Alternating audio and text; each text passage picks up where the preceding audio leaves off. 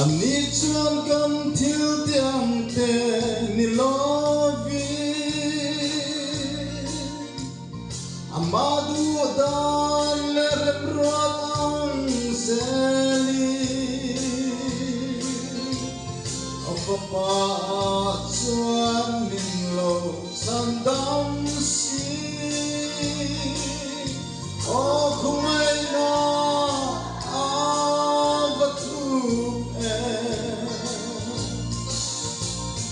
Sing till the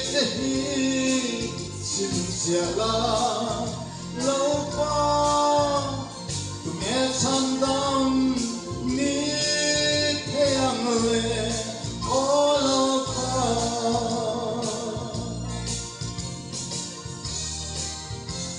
na thop lo va pathian to ngai sak lo yang cantik tu ringso karin natsu ama pena arwan anisi apamak em lapah ngai nahi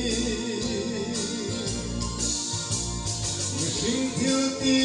tehi sia la lâu pa tu nghe san dam ni thang le o lâu pa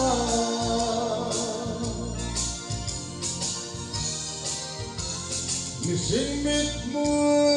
aking lo ma ila iswa krista karinna apanga Galpang pelapin lo konfeksuani Katan cucu atau brengto ani Mising tiupi tehi sin siala Laupa tunget sandam ni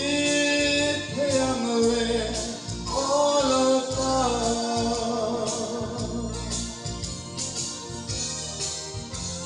Di malam hikahan in emihian lalpa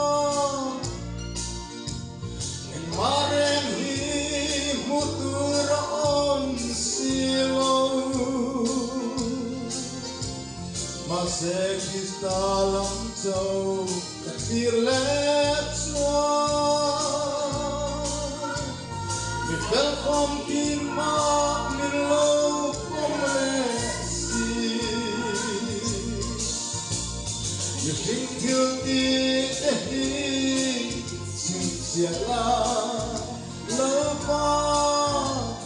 Tu nghe sang dam ni thang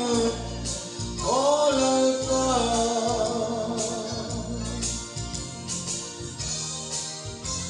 Kristaya cantur dan